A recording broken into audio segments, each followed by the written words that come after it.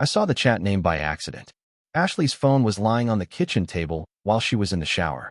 The screen lit up with a new message, bright enough to catch my attention across the room. The chat name was simple, Golden Girls. At first I almost looked away.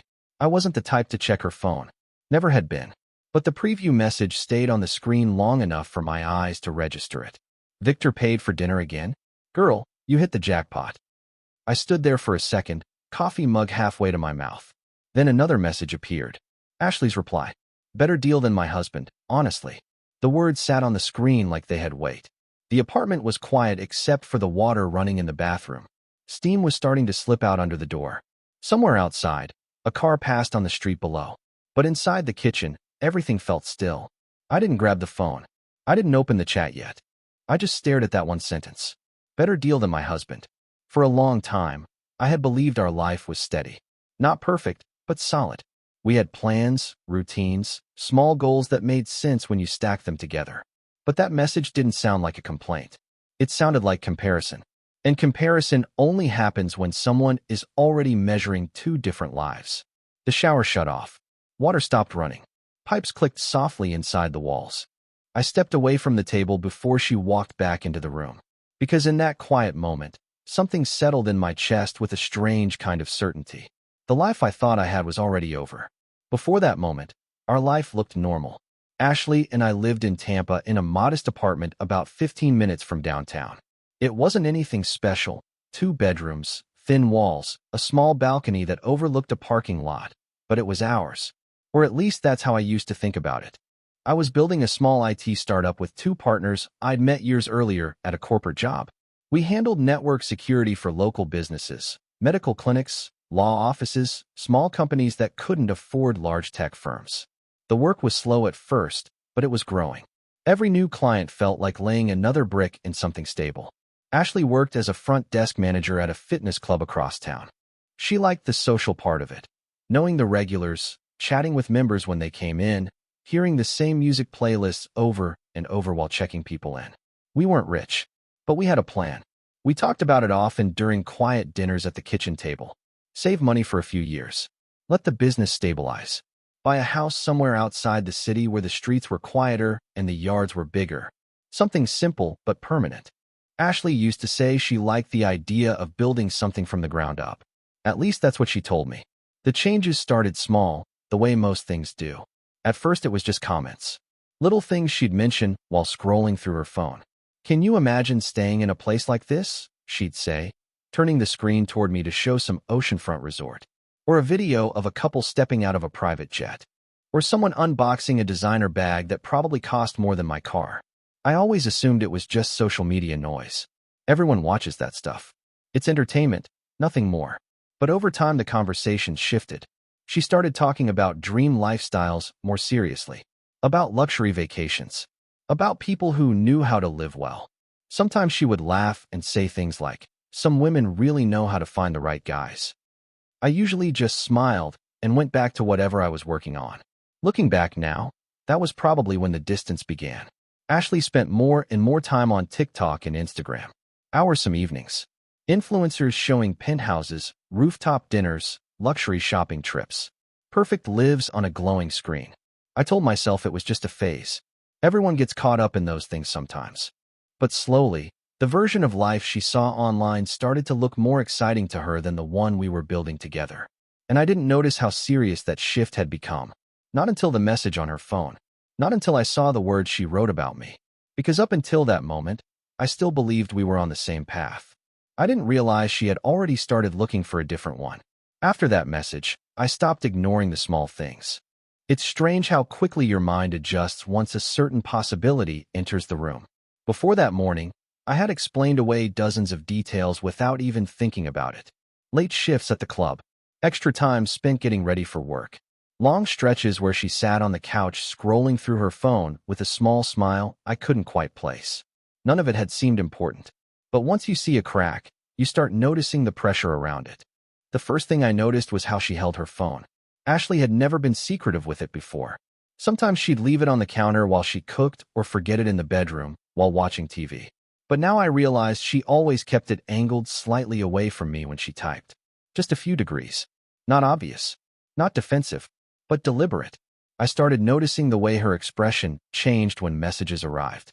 Sometimes she'd glance down at the screen and smile without making a sound, like she was reacting to a private joke. Other times, she'd read something quickly and locked the phone without replying until she stepped into another room. None of those moments were dramatic. If you watched them individually, they looked like normal life. But together, they formed a pattern. And once I started paying attention, the pattern grew clearer. Ashley also began mentioning work more often. "Front desk is short-staffed again," she'd say while putting on her shoes. "Someone called out, so I'll probably have to stay late." At first I nodded and went back to my laptop. Running a startup means long hours too, so I never questioned it. Sometimes I didn't even look up when she said goodbye. We had both grown used to busy schedules. But now I started connecting the timing. Late shifts, evening texts, nights when she came home just a little more energized than someone finishing a long workday should be. Still, I didn't start an argument. There was no confrontation, no accusations. I didn't ask who Victor was. Instead, I did something much quieter. I watched. At dinner, I paid attention to how often her phone buzzed beside her plate.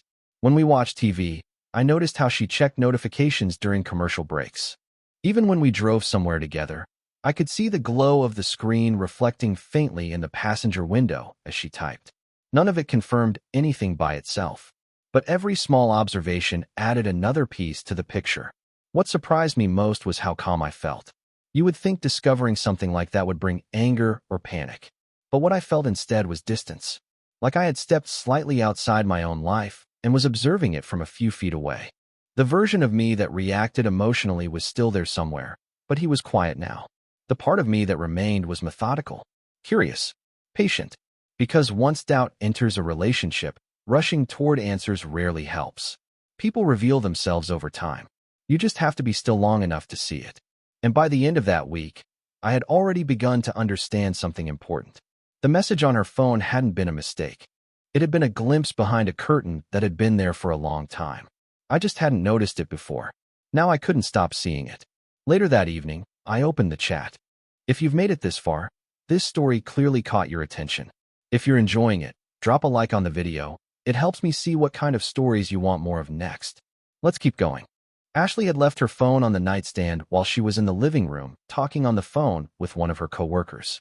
I wasn't searching for it, but once I saw the screen light up again with that same chat name, curiosity finally pushed past hesitation.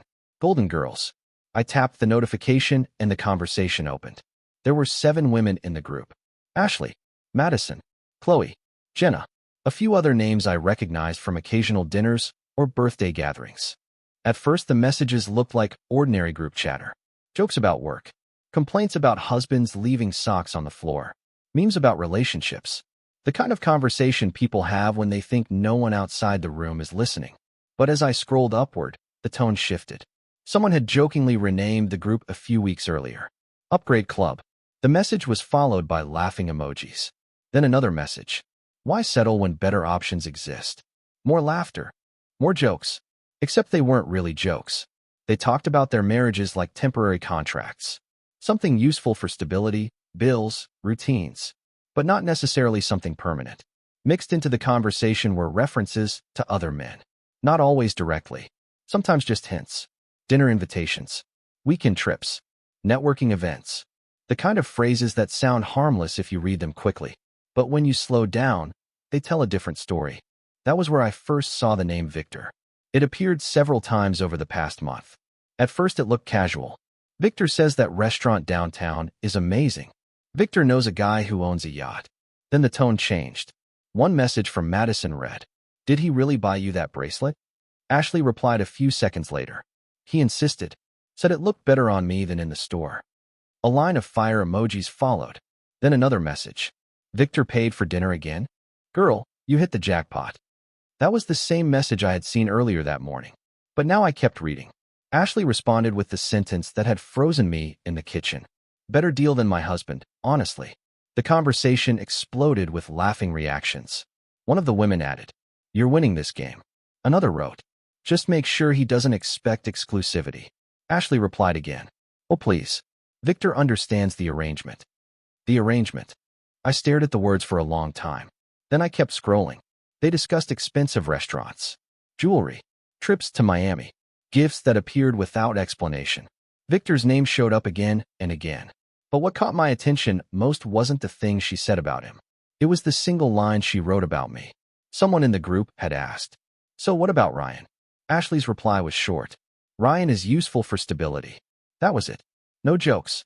No emojis. Just that sentence. For a long time I sat there staring at the screen. The strange thing was that I didn't feel anger. Not yet. Instead, something else settled into place inside me. Clarity. Because that one sentence explained everything. The long hours I worked. The apartment we shared. The future plans I thought we were building together. To Ashley, those things weren't part of a partnership. They were infrastructure. Stability. Something reliable that existed in the background while she explored better options. That was the moment something inside me changed. Not loudly. Not dramatically. Just quietly and completely. I stopped thinking about fixing anything. Because you can repair misunderstandings. But you can't repair someone who already sees you as a tool. I didn't say a word. The next morning felt almost normal on the surface. Ashley woke up before me, moved quietly around the kitchen, and left for work with the same casual goodbye she'd given 1,000 times before. "See you tonight," she said. I nodded from the couch without looking up from my laptop. Nothing in my voice changed. Nothing in my expression suggested that anything had shifted. But inside, something had already separated. Over the next few weeks, I simply watched. Not obsessively. Not in a way that would draw attention. Just quietly paying attention to the details I had spent years ignoring. Patterns started appearing almost immediately. Ashley began dressing slightly differently for work. Nothing dramatic, just small adjustments that stood out once I noticed them. New shoes that looked too formal for a front desk shift. Jewelry that hadn't been there before. One evening she came home, wearing a thin gold bracelet I had never seen. "New?" I asked casually. "Oh," she said quickly, glancing down at her wrist. "Just something I picked up online. It was cheap." She moved past me into the bedroom before the conversation could continue. Later that night, I saw the brand name engraved on the clasp. It wasn't cheap. Another detail appeared a few days later. Ashley had left her purse on the kitchen chair while she went to change clothes. When I picked it up to move it out of the way, a folded receipt slipped halfway out of the side pocket. I unfolded it. A restaurant downtown. A bottle of wine that cost more than our weekly groceries. The timestamp said 9:14 p.m. That same night, Ashley had texted me saying she needed to stay late because the gym was short-staffed. I placed the receipt back exactly where I found it.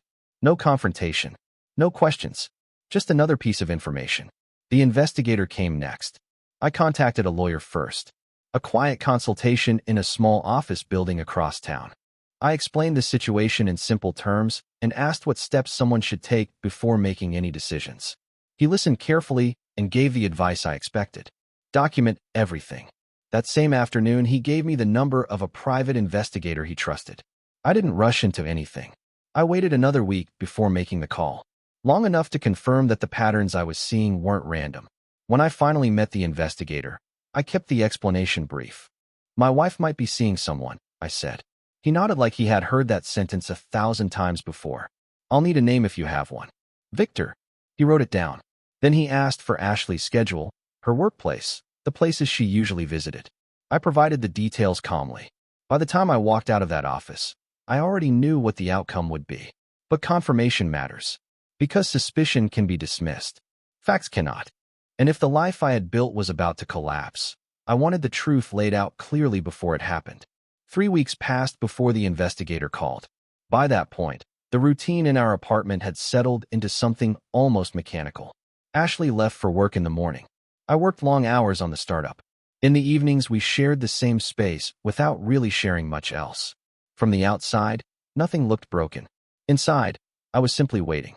The investigator asked if I could meet him at a small coffee shop near the interstate. Late afternoon. Quiet place, mostly people working on laptops. When I arrived, he was already sitting at a corner table with a thin manila folder in front of him. He didn't waste time with small talk. "I've been following your wife for a little over 2 weeks, he said. Same pattern most days. Work, errands, home. He tapped the folder once. But there were a few exceptions.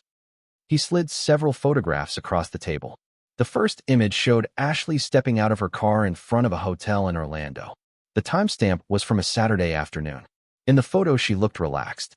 dressed differently than she did for work. Hair done carefully, sunglasses pushed up on her head. The second photo showed the man standing beside her. Victor.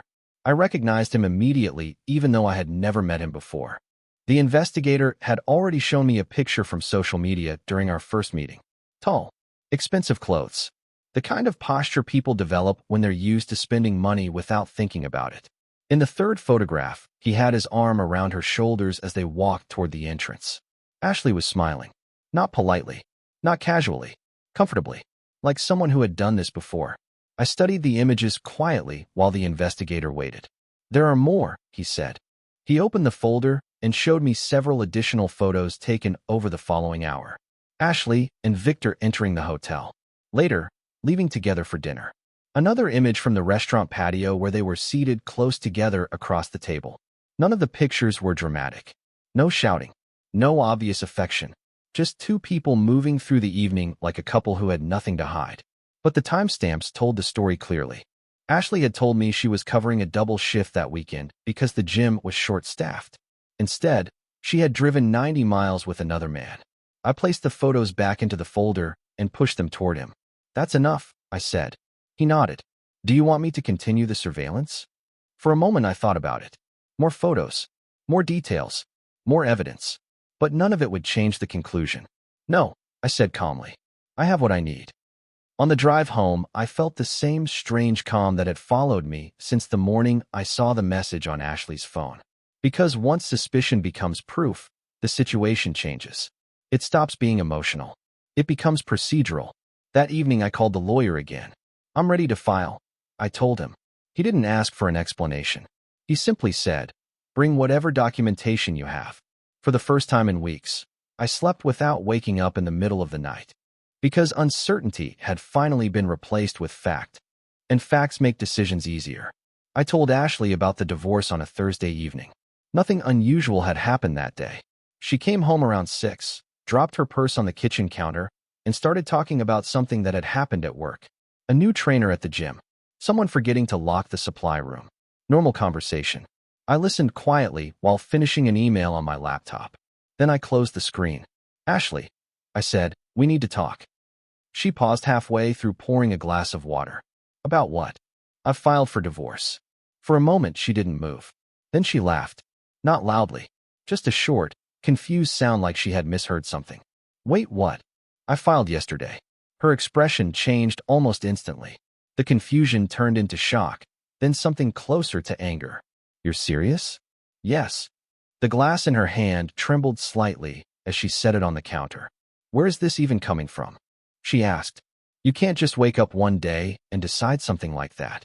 I didn't answer immediately. Instead, I walked to the dining table and placed a small envelope on the surface. What's that? She asked. Look inside. Ashley hesitated before opening it. The first photograph slid halfway out. Her face lost color the moment she saw it. She pulled the picture free and stared at it for several seconds. Then she looked up at me. You went through my phone? She demanded. No. So how did you? I hired someone. She flipped through the rest of the photos quickly now, her hands moving faster with each image. This is insane, she said. You had someone follow me? I needed clarity. Her eyes filled with tears almost instantly. This is such a violation of privacy. I watched her carefully. I was confirming the truth. She wiped her eyes and shook her head. You're blowing this way out of proportion. For a moment the room went quiet again. Then she said the sentence I had expected since the beginning. It's not what it looks like. I didn't respond. Instead, I pointed to one of the photographs still lying on the table. Ashley and Victor walking into the hotel in Orlando. His arm around her shoulders. Her body leaning toward his. What does it look like to you? I asked calmly. She stared at the image again, but didn't answer. A long silence passed between us. Finally, she pushed the photos away and crossed her arms. You're overreacting, she said quietly. But something in her voice had changed. The confidence was gone. Not because she suddenly felt guilty. Because the evidence had removed the space where her version of events could exist. I didn't argue. The conversation had already ended before it began. Ashley just hadn't realized it yet. The divorce process moved faster than I expected. Once the paperwork was filed, the rest of the steps followed a predictable rhythm. Meetings with the lawyer, financial disclosures, a quiet discussion about how assets would be divided. There wasn't much to argue about. We didn't own a house yet. No children. Just the apartment lease, our shared bank account, and a few years of savings. Ashley moved out within 2 weeks. She told friends she needed space, though I never asked what version of the story she was sharing with them. During that time, she tried calling me several times. Sometimes late at night. Sometimes during the middle of the day while I was working. I didn't answer. There wasn't anything left to explain. One evening, while organizing files for my lawyer, I remembered something I had almost forgotten. The Golden Girls chat. When I first discovered it, I had taken screenshots of the entire conversation before closing the phone. At the time, it felt like simple documentation, another piece of evidence in case the situation became complicated. But after the divorce filing, those screenshots sat quietly in a folder on my laptop. Unopened. Ignored. Until that night. I scrolled through them again slowly. The messages looked even worse outside the context of Ashley's phone. Without the distractions of everyday life around them, the tone of the conversation felt colder. Detached. The group joked openly about their husbands. About upgrades. About finding men who could provide something better than the lives they already had. Sometimes the messages were framed like humor. But repetition has a way of revealing the truth behind jokes. And the truth was simple. Ashley wasn't the only one living a second life. Several of the women mentioned meeting other men. Private dinners. Trips their husbands didn't know about. Gifts that appeared without explanation. It wasn't a secret between them. It was a shared strategy. For a long time I stared at the screen. Then I opened Facebook. One by one, I searched for the husbands of the women in that chat. Most of them weren't difficult to find. Wedding photos, family pictures, anniversary posts. Normal lives. Lives that looked very similar to the one I thought I had. I didn't write long explanations. I didn't accuse anyone of anything. Instead, I attached the screenshots and sent a simple message. You should probably see this. That was all. After that, I closed the laptop and went back to work. Over the next few days, things started unfolding on their own. One of the husbands replied with a short thank you. Another asked a few questions. A third didn't respond at all. But by the end of the week, the Golden Girls chat had disappeared. Ashley's friends stopped posting pictures together. And from what I heard later through mutual acquaintances, several conversations had taken place behind closed doors. Marriages that once looked stable began to crack. Arguments started. Blame moved from one person to another. And eventually the group that had once joked about their secret lives quietly collapsed. I never followed the details closely, because by that point, it wasn't really my story anymore. It was simply the natural outcome of a truth that had finally been seen. Ashley started messaging me again about a week after everything unraveled. At first the texts were short. Can we talk? Then longer ones followed. You completely misunderstood what that chat was. A few hours later another message arrived. You had no right to send those screenshots to people. I didn't respond. There was nothing left to explain, and I had no interest in restarting a conversation that had already ended. But the messages kept coming. Sometimes late at night. Sometimes early in the morning. One evening my phone buzzed 4 times in a row while I was finishing work. I glanced down and saw another long message from her. You ruin people's lives. That was the first sentence. I read the rest slowly. Ashley wrote that her friends were furious. That several husbands had confronted their wives after seeing the screenshots. One couple had already separated. Another was apparently in the middle of what she called a complete disaster. She blamed me for all of it. According to her, the group chat had been just jokes. Exaggerations. Harmless conversations between friends who were venting about their marriages. You took everything out of context, she wrote. I sat back in my chair and read that sentence again. Out of context. That was the explanation. Not denial of the messages themselves. Not denial of Victor. Just a claim that the words didn't mean what they clearly meant. Another message arrived while I was still looking at the screen. You could have handled this privately. I almost laughed at that. For weeks before the divorce, Ashley had been living 2 separate lives at the same time. One with me, one with Victor. And somewhere in between those 2 realities, she had discussed it openly with her friends in a group chat that treated marriage like a temporary arrangement. Now she was asking for privacy. Another message followed. You didn't have to destroy everything. That sentence stayed on the screen longer than the others. Because the strange thing about it was that, in her mind, it was probably true. From Ashley's perspective, the real damage hadn't happened when she compared me to another man, or when she drove 90 miles to spend a weekend in a hotel with him. or when she described me as useful for stability in front of her friends.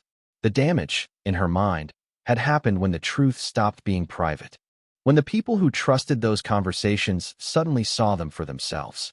I put the phone down and didn't reply, because there was nothing left to argue about. The situation had never been complicated. It was simple from the very beginning.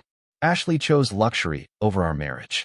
And when I exposed the chat she thought I'd never see, the illusion surrounding her life collapsed on its own. Not because I destroyed anything, because the truth had finally been allowed to exist. I live in a different apartment now. It's smaller than the one Ashley and I shared, but it's quiet in a way I didn't realize I had been missing. Most evenings I sit on the balcony with my laptop, finishing work while the city settles into the slow rhythm of night. Sometimes my mind drifts back to the moment I first saw that message on her phone. Just a single sentence. Better deal than my husband. At the time it felt like a sudden shock, like something breaking without warning. But looking back, I understand it differently. That message didn't end the marriage. It simply revealed what had already been gone for a long time.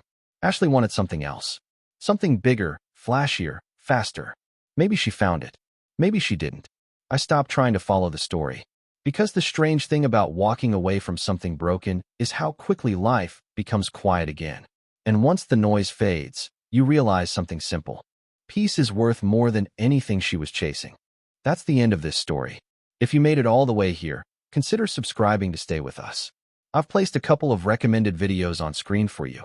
Pick one and keep watching. I'll see you in the next story.